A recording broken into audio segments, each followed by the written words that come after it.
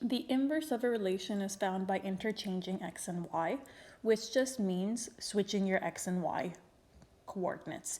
And the inverse can be found from a table of values, a graph, or algebraically from an equation. So starting with the table of values, on the left you have the original relation. If we look at it, we can see that the original is also a function. So to find the inverse of this function, we would take all of our coordinates and swap x and y. So for the first coordinate, or the first set of ordered pairs, -3, -1, that would become -1, -3. And if you wanted to, you could plot the inverse points as well to visually see what the inverse looks like. For the coordinate -2, 1, that would become 1, -2. 1, 3 becomes 3, 1. 6, 5 becomes 5, 6. And 13, 7 becomes 7, 13. Now, if we look at our inverse, every x has only one possible y, so the inverse is also a function. And if the inverse is also a function, we can use function notation. Now, our original, let's say we call it f at x because it is a function. The inverse notation is f, and it looks like it's to the power of -1, but that just means the inverse of function f. Now, from a graph, I have this parabola, and I can find the inverse in the exact same way as the table of values. And then there's another connection that we will see for finding the inverse graphically. So I'm just going to take some key points on my original parabola, and we'll call it f at x.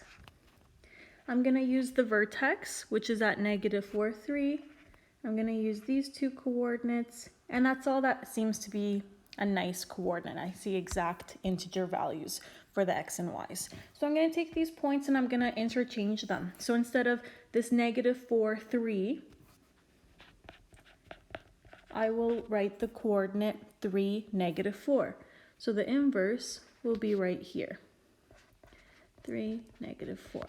Then I'll take my other two coordinates. -3, 5 will turn into 5, -3. And finally, -5, 5 will turn into 5, -5. And now I can connect my dots to create that same shape, and that creates our inverse. So the inverse is not a function because if I draw a vertical line, it will hit 2 points. So we cannot use function notation to label this. I will just label it and write inverse. Now, visually, there's another connection with the inverse. If I draw a dotted line to represent the line y equals x, it looks like the original function, the original parabola, has been reflected over the line y equals x to get the inverse. So I'm just going to make a note of that. The inverse is found by reflecting your relation over y equals x. Now that's hard to visualize, so graphically you're still using that interchanging x and y coordinates to graph, but that is another connection for your inverse. Now let's go on to finding the inverse from an equation. So inverse is all about interchanging x and y. So your first step is going to switch the x and y coordinates. So instead of writing y, you'll write x. Instead of writing x, you'll write y. Now these functions here are given in using function notation. So instead of f at x, I'm just going to rewrite this first as y equals 1/2 x minus 6 because it means the same thing. And now, instead of writing y, I'm going to write x. And instead of writing x, I'm going to write y. And now we know our equations are usually given in the form y equals something. So now we just have to isolate for our y coordinate here. And we're just using our regular knowledge of isolating and rearranging. So in this scenario, if I'm trying to isolate for y, I'm going to bring this -6 over first. So we're left with x plus 6 equals 1/2 y. And then in order to get rid of the 1/2, I really don't want to divide out a fraction because that looks really ugly. So instead of dividing by the coefficient, I can multiply by the reciprocal. And the reciprocal of 1/2 is 2. So I'm going to multiply both sides by 2. And now I'm left with 2 bracket x plus 6 equals y. And I can leave it like this, or I can distribute the 2 in. And for a line, it might be best to do that. That way it's in y equals mx plus b. And I see that my original function was a line, and so is my inverse. So if we wanted to, because I know this is going to be a function, I can use my function notation. And there's the inverse. For the next one, we have a quadratic. And I know it's a quadratic because it's in vertex form. So again, I'm going to start off by writing y equals 3 bracket x minus 5 squared plus 7. And then I'll just interchange my x's and y's again.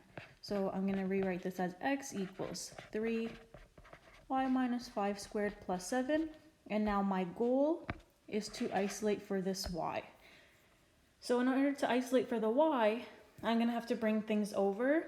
And I cannot bring anything that is inside the bracket or get rid of that exponent of 2 until everything else on the outside is isolated. So my first goal is to isolate for this bracket squared, which means I'm going to bring the 7 over first so that I have x minus 7 equals 3 y minus 5 squared. Then I want to get rid of that 3 because again, I can't do anything with the bracket. I don't want to do some distribution. I don't want to bring the exponent in, and I can't bring the 3 into the bracket. That is not proper. So I need to get rid of the 3. And again, I don't want to divide out the 3 because I don't want to have x minus 7 over 3. So I am just going to multiply by the reciprocal, and the reciprocal of 3 is 1 over 3. So this is what we're left with. And now that we've isolated for the bracket, which is raised to the power of 2, I can get rid of that exponent no problem by doing the opposite operation, which is square rooting. Now you have to remember that when you square root, you do have a positive and a negative answer. So when I go to my next line, we have plus or minus the square root of 1 over 3, x minus 7. And that's going to equal y minus 5. And now you're almost done. All we have to do is bring that -5 over, and it will become positive. And that positive 5 will be outside the square root. So plus 5 equals y. And that would be your inverse. Now, this inverse is not going to be a function, and I'm going to look back at the parabola that we had up at the top. This parabola, when we took the inverse, it became this reflected parabola that didn't pass the vertical line test. So algebraically, whenever you have a parabola like g of x, the inverse is not a function, so we cannot use function notation. And the reason it isn't a function is because of that plus minus. That plus minus gives us those two arms so that when we do the vertical line test, it does not work. Now our last function here is a square root. This is a function because it is only the negative arm. It does not say plus or minus, so we are starting with a function. And now, once again, we want to start off by rewriting that function notation as just a y, so that we can interchange our x's and y's. So x equals -4 square root of y plus 5 minus 3. And now we can isolate for y, and the steps are going to be very similar to the parabola. We can't get rid of that square root, so our first goal is to just isolate for the square root portion, which means we're going to bring the -3 over first, and it will turn into x plus 3 I want to get rid of the -4, and again, I'm not going to divide out the -4. Instead, I'm going to multiply both sides by -1/4. And it has to be negative, so that way a negative times a negative will become positive. So -1/4 x plus 3 equals the square root portion. And just like with the parabola, we want to use the opposite operation. So the opposite of a square root is an exponent of 2. So I'm going to raise both sides to the power of 2.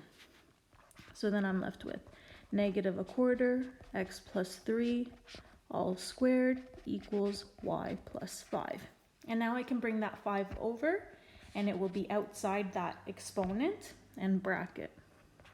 So this is my inverse. And looking at it, you might not know if it's a function or not, but I can see that the equation looks like a parabola. And if I go to my graph for the visual, this square root function was just one of the arms. So maybe the top or the bottom arm. So when we take the inverse of it, it will just result in 1/2 of a parabola. So it is definitely going to be a function. So if we want, we can use function notation to rewrite this. And because we started with the function h, our inverse would be h inverse equals -1/4 x plus 3 squared minus 5. And if you wanted to, you could distribute that -1/4 into the x plus 3. It's not necessary, but it is an option if you'd like to take it. And that is your inverse. Just a lot of interchanging your x's and y's, and it can be applied to anything, whether it's a table of values, a graph, or an equation.